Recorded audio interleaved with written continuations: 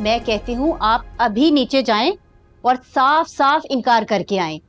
इतनी बदतमीज और बदलिहाज लड़की को मैं हरगिज अपने घर की बहू नहीं बनाऊंगी।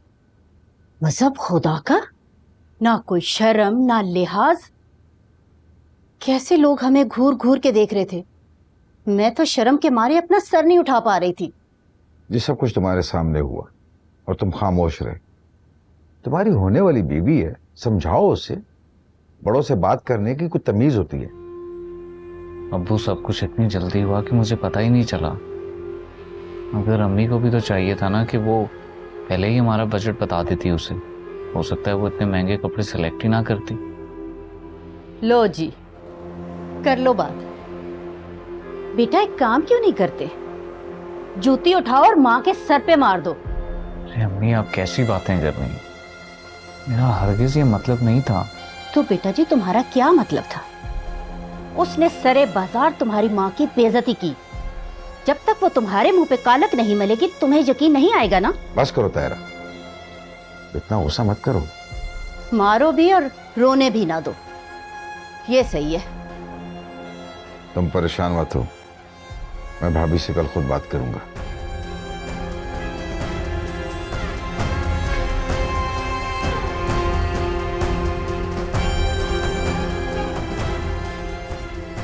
आई एम सॉरी अम्मी।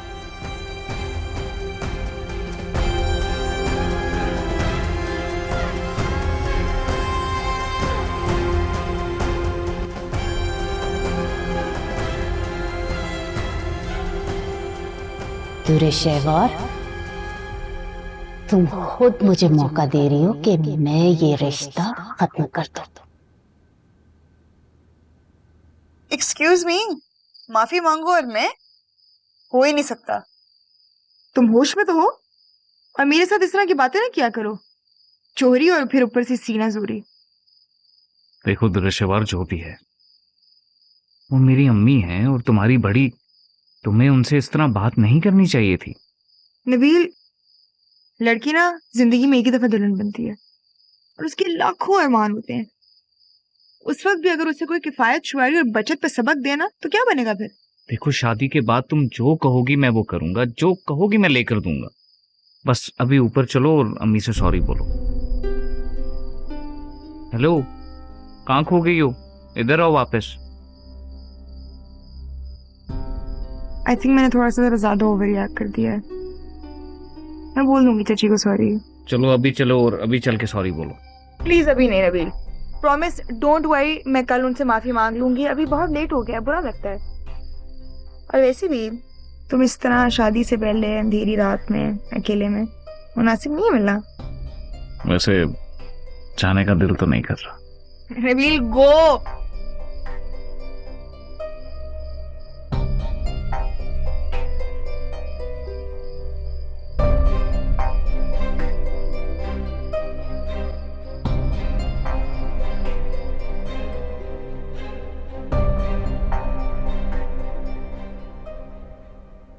वो रूहान तो बाबा के पास ही सो गया।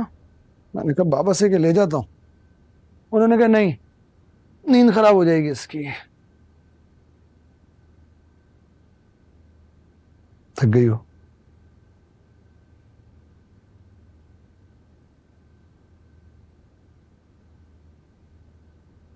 ऐसे एक बात है, रूहान के बाद हमारी शख्सियत और भी ज्यादा ग्रेसफुल हो गई है। आपका हुस्न नजर है। हम सीरियस।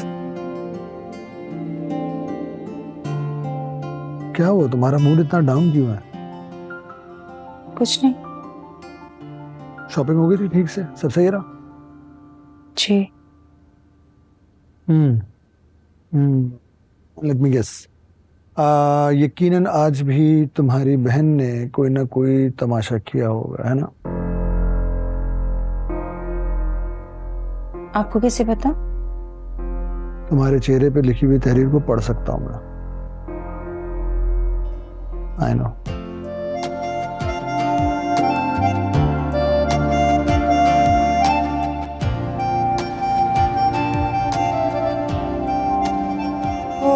चाची आई एम सॉरी, उससे मुझे वो नहीं कहना चाहिए था। बस वो उससे मैं पता नहीं क्या क्या कह जाती हूँ, लेकिन मैं कोशिश कर रही हूँ कंट्रोल करने की। अंधा नहीं होगा। कोई अपनी गलती का एतराफ कर ले तो ये बड़ी बात होती है। दुरेशवार, बेटा तुम भी कोशिश करना कि आइंदा ऐसी हरकत ना हो। बेटा ये रिश्ते बहुत नाजुक होते हैं। मैं भी इसे यही समझाती हूँ, अभी छोटी है ना, समझ है। छोटी ना समझ लग तो नहीं रही। तायरा देखो, दुरेशवार हमारे लिए छोटी ही तो है और छोटों से नादानी हो जाती है। चलो अब जाने दो, माफ कर दो। अम्मी दुरेशवार तो रात को ही आना चाह रही थी, मैंने मना कर दिया। मैंने कहा मुनासिब नहीं है, रात को देर होगी काफी। अच्छा तुम कह रहे हो तो मान लेती हूँ। चलो भाई, मुस्तकबिल की सास और बहू आपस में गले मिलो, खत्म करो इस लड़ाई को। तायरा माफ कर दो।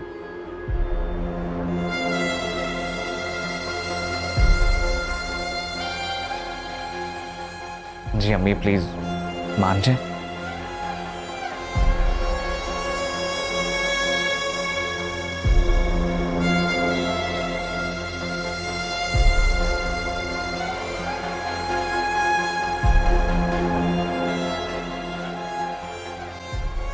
आसानी से तो तुझे माफ नहीं करूंगी मैं।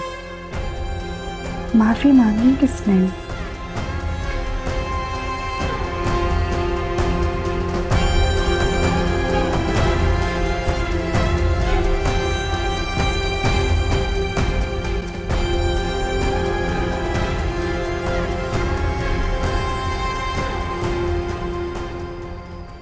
तुमने अच्छा किया जो अपनी चची से माफी मांगी। दिल से नहीं मांगी मैंने, वो तो नबील थोड़ा जज्बाती हो रहा था तो मैंने कहा उसका दिल रख लूं। और वैसे भी शादी तक इज्जत तो करनी पड़ेगी अब। तुम कहना क्या चाह रही हो? अम्मी पता है, जंग में जो पीछे हट जाता है ना, इसका ये मतलब नहीं है कि उसने हार मान लिया, बल्कि अब तो मैं और भी शिद्दत से वार करूंगी। इस बड़ी भी को छोड़ूंगी नहीं मैं। तमीज से बात करो, बड़ों के लिए ऐसे अल्फाज इस्तेमाल नहीं करते। आखिर वो तुम्हारी होने वाली सास भी हैं।